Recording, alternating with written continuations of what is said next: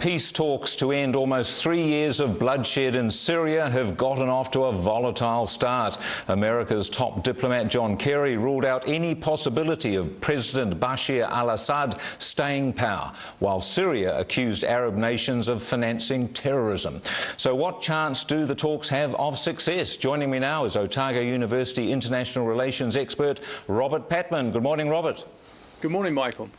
So, Robert, not a great start to the talks. Do you hold out any hope? Do you think they'll achieve anything? Well, I think the stakes are clearly very high. Something like 130,000 Syrians have lost their lives in the civil war there since it began in 2011. But expectations for the talks must remain low.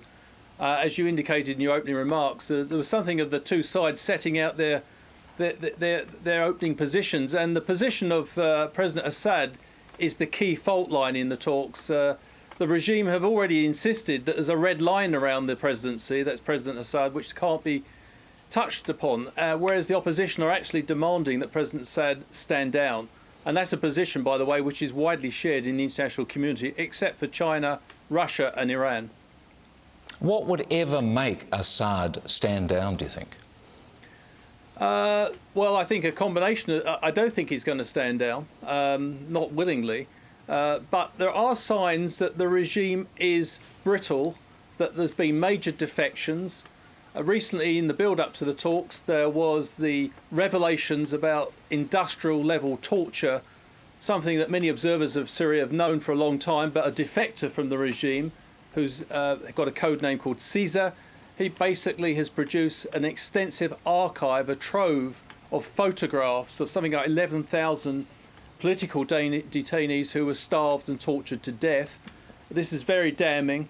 And apparently the regime, there are signs of other defections, because although the Syrian regime has been in place for something like 3 years, it has suffered a lot of casualties.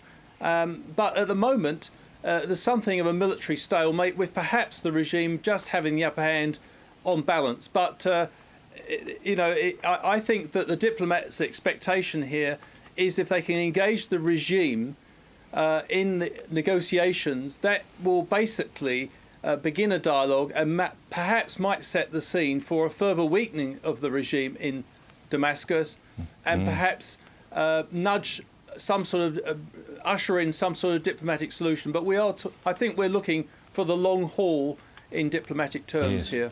Now, there's enormous complexity in aspects of Syria now, aren't there? You've got Hezbollah, traditionally very anti-Israel and anti-West, and the jihadists, who are loosely termed al-Qaeda or affiliates, who are normally also equally anti-Israel and anti-West. They're now bombing each other literally to death, aren't they?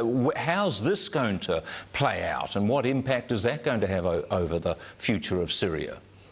Well, that's absolutely right. There's two levels of complexity here. You mentioned the role of Hezbollah, closely aligned with Iran, which was invited to these talks, then disinvited on the eve of them. Iran is a key player in Syria.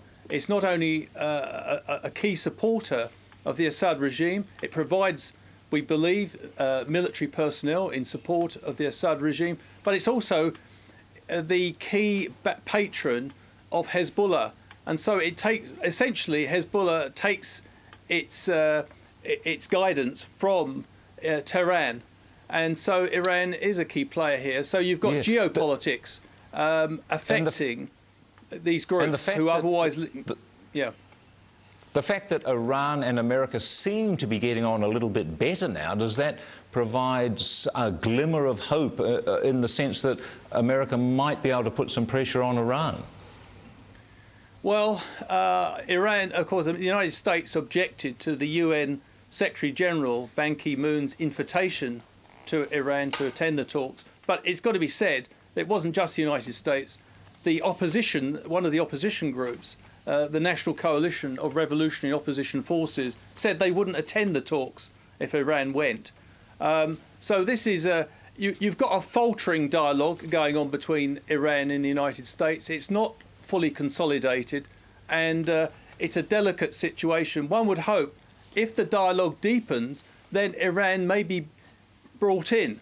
And clearly we have a new more moderate government in Iran there's been some movement on the nuclear issue in Iran, and the hope is that if these negotiations can be sustained, then Iran can be gradually brought in, and perhaps the new moderate government can begin to influence some sort of exercise or some sort of moderating influence over the Assad regime. But at the moment, there's no signs of that happening. Sure. OK, thank you very much there, Robert Patman there in Dunedin.